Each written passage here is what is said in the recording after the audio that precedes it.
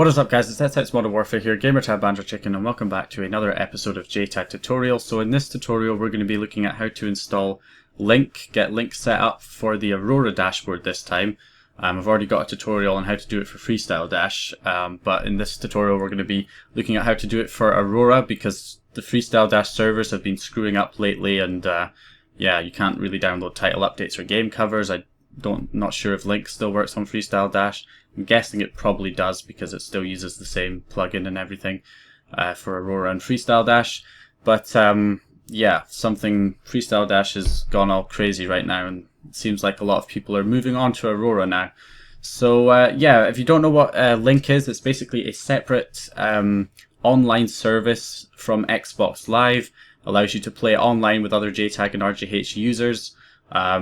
Completely free. You don't need any stealth services. You don't need an unbanned key vault.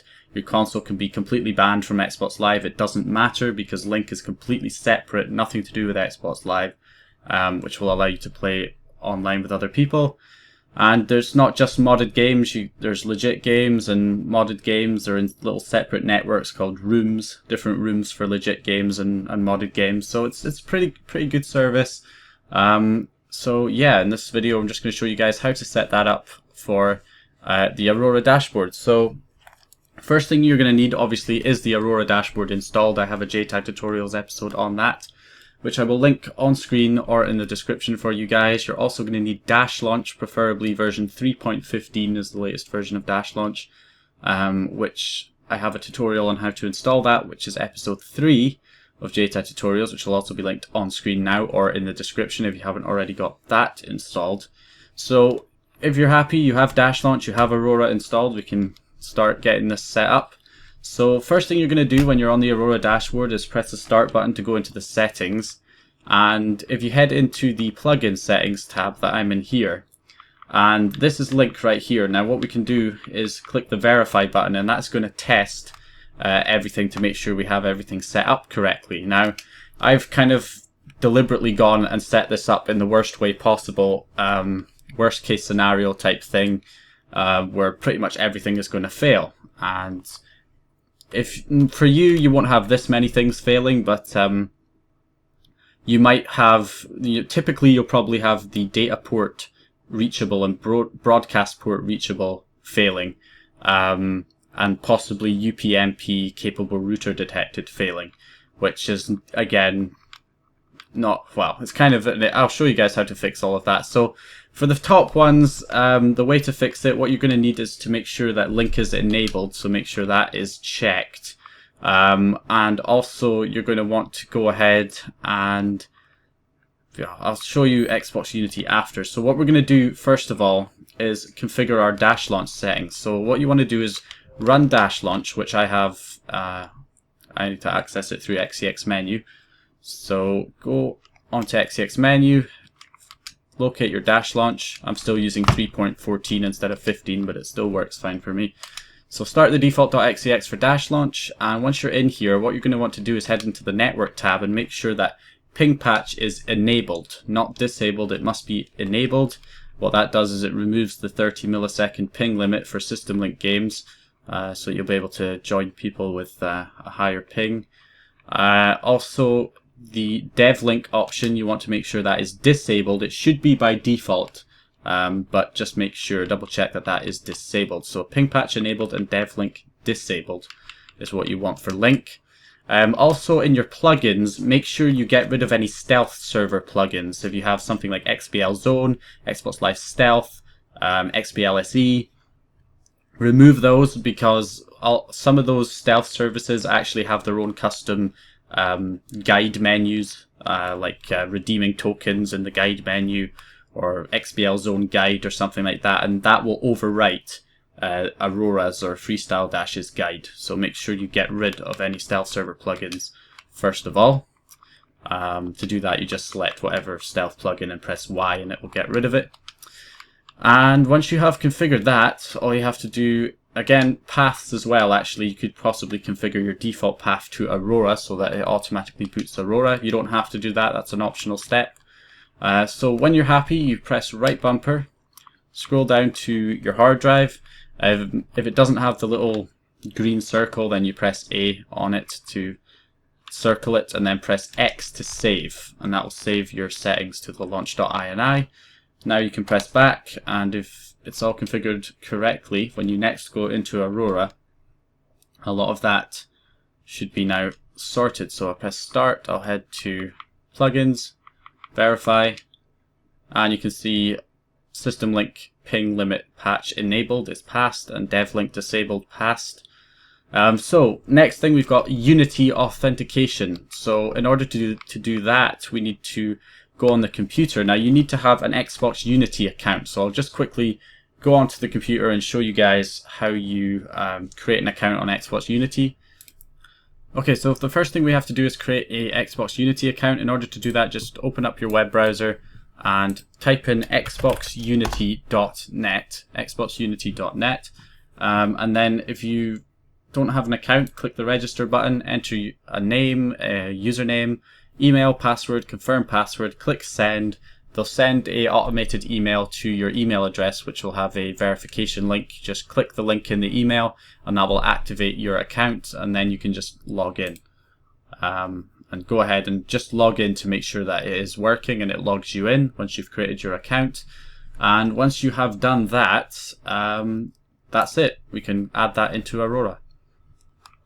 Alright, and now back to the dashboard. So what you're going to do once you have created your Xbox Unity account is enter your Xbox Unity username in here, and then click the request API key, and that'll ask you for your Xbox Unity password. So make sure you enter your Unity password. And once you've entered your Unity password, you just press done, and then you should see a key appear down there. And that's pretty much it. You just want to press A to enable Unity connection, make sure that is enabled. And now when we go back to plugins and we do another verification test, we can see our Unity authentication has passed. Okay, so now we've got three other things to sort out. We've got UPnP capable router detected failing, and the data ports and the broadcast ports are failing. So this is where things get a little bit more complicated. What we have to do is actually port forward these ports on our router. Now, in order to do that, we're going to have to go into the computer again and log into our router's homepage. Now, I absolutely hate having to do a kind of tutorial on port forwarding, because every router's different. They've all got their own different software, their own different methods of port forwarding, and yeah, it's kind of difficult to make a tutorial on it, but I'll do my best for you guys. So I'll switch over to the computer and show you guys what to do from there. Okay then guys, so now what we have to do is port forward. Now I'm going to show you this on two different routers, because old routers tend to have different port forwarding than new routers. I prefer the new ones, like really weird, but I'll show you them both anyway. So first thing you're going to need to do is get the IP address of the router, or default gateway as it's also known. So open up the start menu and type in cmd, and then in the cmd type in ipconfig, and this will list all your network adapters and information about them. So you want to look for whatever adapter is providing you with the internet. So if you're using a wireless connection, it will be some kind of wireless network connection, or if you're using Ethernet, it will be Ethernet adapter local area connection of some kind. So for me, I'm using a wireless adapter, so you can see here it's got my IP address, my subnet mask, and default gateway is the one you want. So you can type that into your internet address bar, or right click and mark it. When you hold down the left click, you can highlight it and then right click, and that'll copy it to your clipboard, and then you can paste that address into your URL bar in your internet browser, press enter, and usually there'll be authentication. You'll need some kind of username and password to get on there. For me, the username's admin and the password's password. That's the default for this router. Some routers you'll have admin as the username and the password. Others you'll just search online for your make and model of router and default username and password, and you'll find it online. Or it'll be on a sticker on the back of the router. Or if you've changed it yourself, then you'll know what the password is. So Okay, so once you've logged into your router's homepage, what you're going to do is you're going to look for, now again, every page is different. All your routers are going to look completely different to this. So yeah, what you're going to look for is either services or virtual servers or virtual services. It may also be under games and applications, port forwarding, it may be under that as well, and or firewall. Check firewall as well. Those are kind of like the common names that you'll find port forwarding under. Mine's services. So for me, what we're going to do is we're going to add a custom service. We're going to type in LiNK as the name. We're going to select TCP and UDP. We need both. It may also be called any or both. Is what you want. If you've only got one option, then do it for TCP and then redo it again for UDP. So it's the equivalent. Start port is going to be 3071. Finish port is 3072, and then you click apply, and that's port forwarded. Now, on older routers as well, if you have a firewall on the router, then it will be separate from your port forwarding. New routers tend to keep them both together, but with older routers, then they'll be separate. So for mine, it's separate. So this still won't work for me because I have to actually open the ports on the firewall as well. So I need to go into firewall rules and then add a rule. And then I need to add LiNK. Okay, so here's LiNK. So I select LiNK, allow always on the firewall. LAN users, I just select any, so that's any IP address. And then log never. And then apply. Simple as that. That's added it on outbound rules. And then just for good measure, we'll add it on inbound rules as well. Allow always and find LiNK. So there's LiNK. And for this one, it says I have to enter an IP address. So when it comes to the IP address, you want to enter the IP address of your Xbox. Now, this depends on how you're connecting the Xbox to the internet. So if you're connecting the Xbox to the internet with an Ethernet cable from the Xbox directly to your router, or you're using wireless directly from the console to the router, then it's the Xbox IP that you put in here. If, however, you're connecting your Xbox to the computer and then you're using like a network bridge or connection sharing to share the computer's internet with the console, you would port forward the computer's IP address. But I'm directly connecting on wireless, so it's the Xbox 360's IP address that I need to type in. So you can find the Xbox 360's IP address obviously on the normal dashboard. If you go to network settings, configure network, it will show you the IP. Or you can also find it in Aurora by pressing, I believe it's the back button to go into system, and it tells you the IP address on the left. So type in your Xbox 360's IP address. So 192.168.0.7. And just put never log, apply. So what we've done is we've port forwarded and we've unblocked that on the firewall. We've allowed that through the firewall. So that will now pass on our settings. And that is how we port forward. Now for newer routers, I'll show you what you have to do on newer routers because new ones tend to do it a completely kind of different looking way, which is kind of weird, but I'll show you guys it anyway. Okay guys, so for newer routers, I'm going to log into my current one. Say BT Home Hub.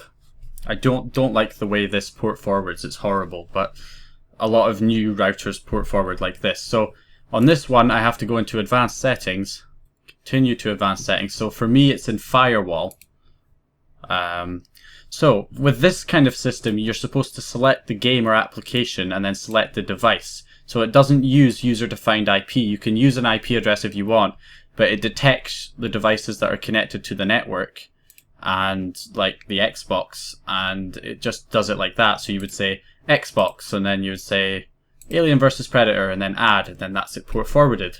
Tries to make it easier, but it can be, it doesn't work that well. So what you have to do if you have this kind of system, LiNK is not going to be likely to be in this list because it's not well known. So you will have to manage games and applications and add a new game or application, and then you would add LiNK, and then you would protocol any, which is TCP/UDP, and then of course it's 3071 to 3072, 3071 to 3072. And then you would add that and apply. And now that's been added, you just go back to port forwarding, and then you would select LiNK from the list. So that'll now be in here somewhere. There we go, LiNK. And device is the Xbox, unless of course you're connecting through your computer's connection, in which case it would be your computer. So the Xbox, and then we add that to the port forwarding list. So we add that to the port forwarding list and we click apply, and that's it, done, port forwarded. And you don't need to do anything separate with the firewall because it's built into one system. So I suppose it's faster, but it's less reliable, this method of port forwarding, I find. Also UPnP, you want to make sure that's turned on. LiNK will work without UPnP, but you know, if you have it, you might as well make sure it's enabled as well while you're in the router settings.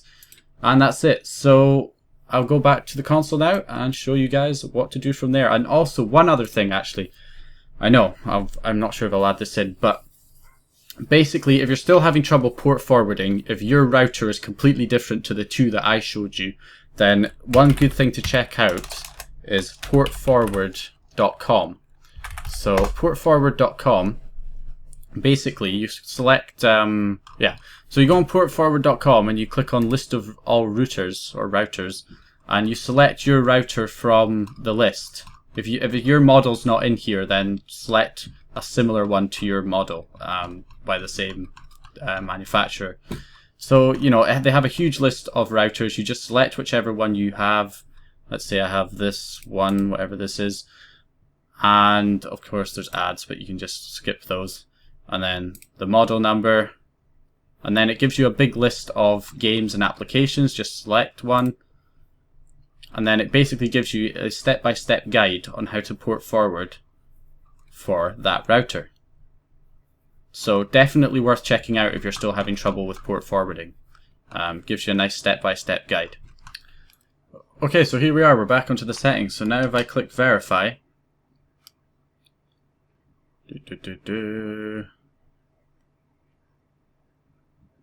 okay, so as you can see, the data port and the broadcast port passed. Now, shock and horror, UPnP capable router has not been detected, even though UPnP is clearly enabled on my router, which is fine. So many people get worked up about this. It doesn't matter. It's only if you have UPnP enabled. If you turn it on, then it matters. If you just turn it off in here, so if it's enabled, then and you're failing UPnP test, then don't turn it on, just turn it off. It will work fine without UPnP. As long as the data port passes, as long as the broadcast port passes, as long as everything else passes, then just turn UPnP off in the LiNK settings and LiNK will not use UPnP and it will work just fine, no problems. So don't get worked up about UPnP not passing, it doesn't matter. Just make sure you disable UPnP if it doesn't pass in the LiNK settings. And that's it, guys. So all we have to do now is head on to a game. So let's go, we'll probably do Black Ops 2, that's usually a popular one. So press Y on details. It's very important you get the latest title updates. So select title updates, go to the Unity Marketplace, make sure you select the latest title update, which is TU18. Press A to download it. Once it's downloaded, you can press left bumper and that'll take you to installed title updates. And then you just press A to enable the title update. Once you've got the title update enabled, you can launch the game. Okay, so once you're in here, you want to hit the guide and you'll be able to see the system link option. Now, if it's still grayed out, then it's usually because the ports aren't passing or because UPnP is failing and you haven't turned it off in the LiNK settings. So just make sure if UPnP is passing, you enable it in LiNK, and if it's failing, then you disable it in LiNK and it will show up. Also, if you don't have this freestyle-guide menu, then it's probably because of the XBL zone or, you know, a stealth server that has hijacked it. So you want to disable your stealth server to get that working, and just make sure freestyle-plugin is loaded, and you know, you shouldn't have any issues. So we're going to head into multiplayer. And what we're going to do is we're going to go on System Link. So here we go. We've got a bunch of different games here, and you can just join them. I think 31's the, oh no, wait, there's maybe enough space for me to join this one. Yep, I think I'm in, even though it's now full because I've joined. So that's it. So you just join somebody's game. You can create your own room by pressing Y, create room. And when you create room, you can select a modded game so that people know that the game is like modded. It's a modded game that you're doing. Or if you need to have DLC, or you can specify a specific region. Set a password if you only want your friends to join. So that is pretty awesome right there. So I've joined this room. Once I've joined and I'm on the latest title update, which I am, I just go into System Link and then join game, and then the games show up. So see if I can join this one. Yep, there we go. Is that working? I think it is. Yep, there we go. We're loading into the game. So that's it, guys. That's how you set up LiNK for Aurora, the Aurora dashboard. I absolutely suck at COD, so I'll probably hide in the corner. But yeah, so that's basically it. That is how you set it up for Aurora. All good, working, absolutely fine.